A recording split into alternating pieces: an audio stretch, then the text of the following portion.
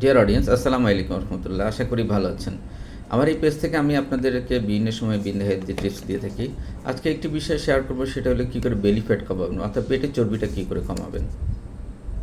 আপনার পেটের চর্বি নিয়ে অনেক সময় আপনি দুশ্চিন্তা ভোগেন। আসলে পেটের চর্বি হলো মানে চর্বির একটা আধার, এটা কমানোই ভালো। এটা থাকলেই সমস্যা।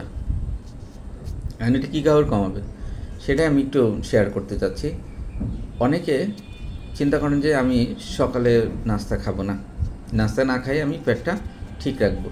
ডিয়ার অডিয়েন্স, এটা একটা ভুল সিদ্ধান্ত। নাস্তা যদি আপনি সকালে না খান তাহলে কী করবে, আপনি ক্ষুধার্ত থাকবেন। আপনি সে দুপুরে একটা দেড়টার দিকে খাবেন, এর আগে অনেক সময় 2-3 বার স্ন্যাক্স অনেক সময় অনেকে খেয়ে ফেলবেন। আবার দেখা যায় যে দুপুরে যখন আপনি খাবেন খিদা বেশি থাকার কারণে বেশি খাবেন। এতে কী হবে, আপনার শরীরে অতিরিক্ত খাবার ঢুকবে এবং আপনার ক্যালোরি জমা হয়ে যাবে। আর নাস্তা না খেলে কী হয়, শরীর আপনার সেলগুলো তখন এনার্জি চায়, শরীর আপনার কোষ থেকে বিভিন্ন জায়গা থেকে চর্বিগুলো রক্ত টেনে নিয়ে আসে এবং রক্তে ব্লাড কনসেন্ট্রেশনে চর্বি বেশি থাকে। এতে আপনার রক্তে থিকনেস বা রক্তের গাঢ়ত্ব চর্বির গাঢ়ত্ব বেড়ে যেতে পারে। এটা একটা সমস্যা। আবার অনেকে আনমনে খান বা টিভি দেখতে খান, মোবাইল দেখতে খান, অথবা ভাজি পোড়া খান। অনেকে চিবায় খান না। দেখা যায় যে চানাচুর, বিভিন্ন বিস্কিট বা অনেক সময় ভাজি পোড়া চিবায় মানে আনমনে খাচ্ছেন বসে বসে। এটা একটা খারাপ অভ্যাস। এই ধরনের অভ্যাস থাকলে আপনি আজকেই ত্যাগ করুন। যে কোনো খাবার খাবেন খুব মাইনুটলি, খুব ধীরে স্থিরে এবং চিবায় এবং মনোযোগের সাথে। এতে আপনার ডাইজেস্টিভ সিস্টেমটা সুন্দর মানে মুখে থেকে যে হজম রসগুলো সেগুলি বের হবে প্রপারলি এবং খাবারটা প্রপারলি হজম হবে। এটা একটা স্বাস্থ্য। আমি প্রায় বিভিন্ন বিষয় নিয়ে মানসিক চাপে ভুগি, ব্যক্তিগত বিষয় নিয়ে, অফিসিয়াল বিষয় নিয়ে, পারিবারিক বিষয় নিয়ে। আবার এই যখনই আপনি মানসিক স্ট্রেসে থাকেন তখন কী হবে, আপনার শরীরে কর্টিসল তৈরি হবে। কর্টিসল একটা ধর্ম হলে সেটা চিনি জাতীয় খাবার পছন্দ করে, অর্থাৎ আপনি তখন চিনি খেতে অভ্যস্ত থাকবেন, আবার চিনি খাবেন। মানে যারা স্ট্রেস ফিল করে দেখবেন তারা চায় চিনি বেশি খায়।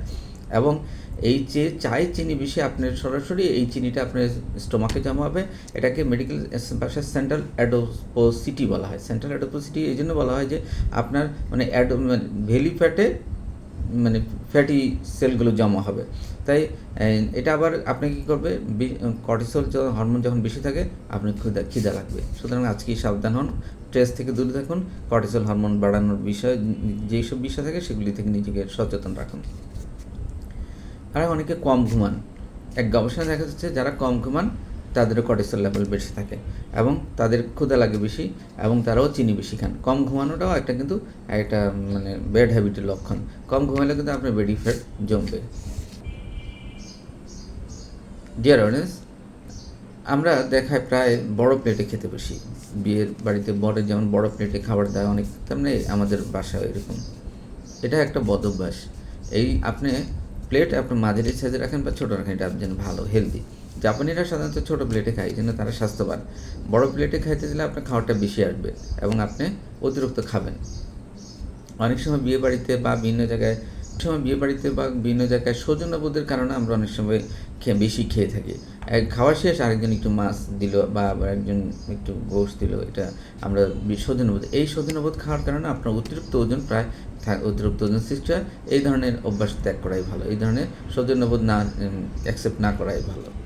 সাদা আটা, সাদা চাল আপনার ওজন বাড়ায়, কারণ এগুলি তো ফাইবার কম থাকার কারণে আপনার শরীরে এগুলি জমে যায় দ্রুত। এই বিষয়ে সচেতন থাকবেন। লাল আটা বা লাল চাল খেলে শরীরের জন্য মঙ্গলজনক। তো আজকে এই পর্যন্তই। আশা করি ভালো থাকবেন। এই উপরোক্ত যে পরামর্শগুলি দিলাম সেগুলি মেনে চলবেন, ইনশাল্লাহ বেলি ফ্যাট থেকে নিজেকে কন্ট্রোল করতে পারবেন। ধন্যবাদ। আসসালামু আলাইকুম রহমতুল্লাহ।